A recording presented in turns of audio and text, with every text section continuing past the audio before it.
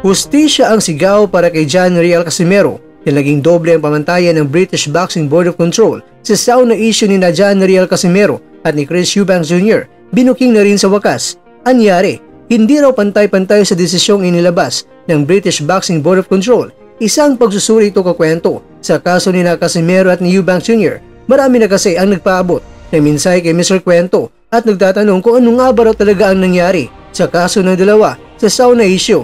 Kaya naman, para sa inyo ang videong ito. Pero bago tayo magpatuloy, ay baka naman.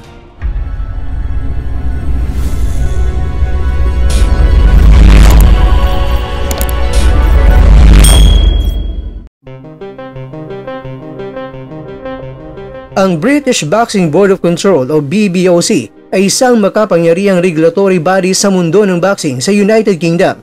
May mandato itong tiyakin ang kaligtasan, integridad at kaayusan sa bawat laban. Subalit sa mga nagdaang taon, nabalot ito ng mga kontrobersiya. Isa na rito ay hindi patas sa pagtrato sa dalawang magkaibang kaso, ang kina Casimero, isang Pilipinong world champion, at Chris Eubanks Jr., isang tanyag na British boxer.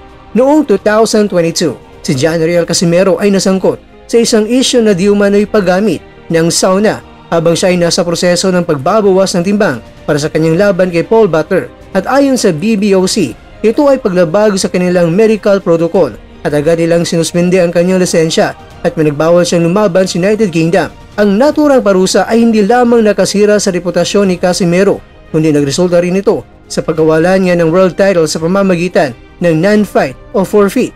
Samantalang itong si Chris Eubanks Jr. sa isang kaparehong sitwasyon ay hindi nakatanggap ng katulad na mahigpit na parusa. Sa isang pagkakataon, lumabas ang issue hinggil sa kanyang paraan ng pagbabawas ng timbang at posibleng hindi pagsunod sa ilang protocols. Ngunit ito ay hindi umabot sa suspensyon o pagkansela ng laban. Lumitaw dito ang tanong, bakit si Casimero ay agad pinarusahan habang itong si Chris Eubanks Jr. ay tila pinoprotektahan? Ang hindi pantay na pamamaraan at posibleng diskriminasyon. Sa mata ng marami, lalo na ng mga Pilipinong taga-subaybay ng boxing, malinaw ang hindi pantay na pagtrato. Una, pareho lamang ang layunin ng parehong boksingero ang makamit ang tamang timbang para sa laban.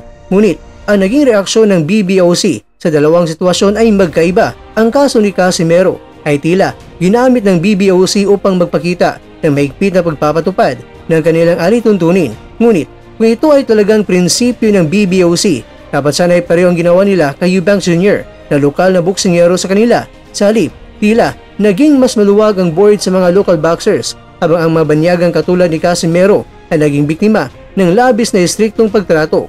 Maaari ring sabihin natin na favoritism o proteksyong ibinigay ng BBOC sa kanilang sariling talento, lalong-lalo na kung ito ay may komersyal na halaga gaya ni Eubanks Jr. na malaki ang hatak sa mga manonood sa UK. Samantalang itong si Casimero, isang dayuhang kampiyon, ay tila hindi binigyan ng patas na konsiderasyon sa kabila ng pagiging world-class fighter.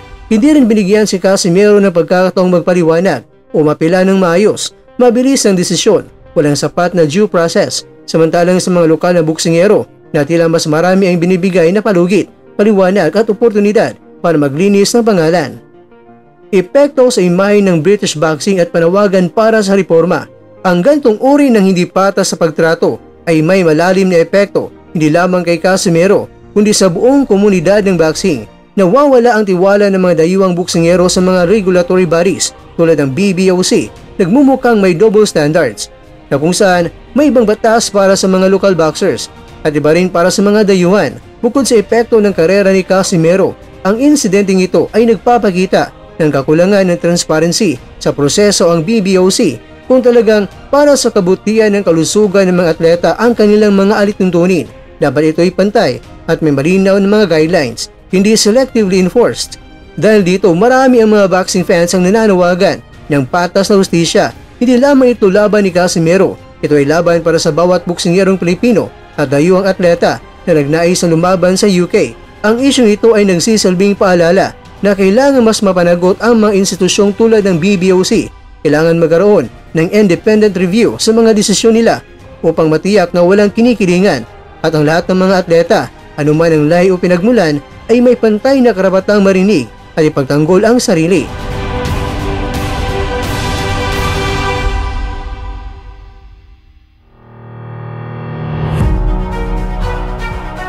Mga kakwento, ang kaso ni Johnny Riel Casimero at Chris Eubanks Jr. ay malinaw na halimbawa kung paano ang sports governance ay kailangan mas maging patas, transparent at makatao. Kung nais ng British Boxing Board of Control na mapanatili ang kanilang kredibilidad, panahon na upang itama ang mali at isulong ang tunay na hustisya sa larangan ng boxing. Hindi lang ito kaso kina Eubanks at Casimero, para ito sa iba pang mga boksingero na sana hindi ulit mangyari ito. Sayang din naman ang buwis buhay na ginawa ng sinumang boksingero na bigla na lang kaagad mababaklasan ng titulo. Bagamat tapos na ito at hindi na pwedeng may balik pa ang titulo kay Casimero. Pero sa hinaharap po na sana patas ang mangyayari ang ating pinupunto.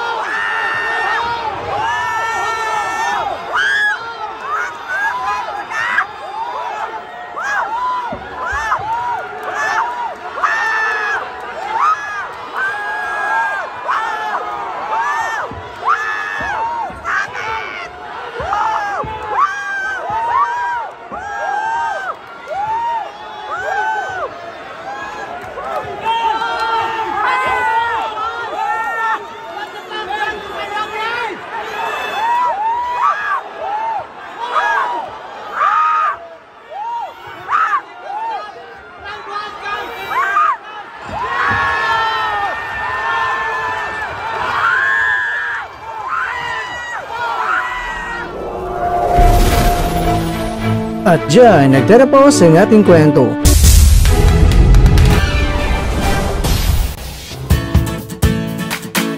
Maraming salamat mga kakwento sa inyong panonood. Pero baka naman mga kakwento ay nagustuhan niyo po ang kwento natin ngayon. Baka pwede niyo po akong mabigyan dyan ng like, subscribe at pa-click na rin sa bell button.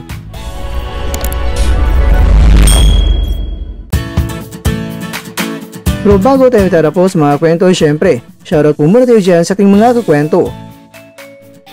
Kay kakwentong Nulan Paanyo, kay kakwentong Alan Pilotos, kay kakwentong My Baby Love, at kakwentong nanunod ngayon, shoutout sa iyo dyan.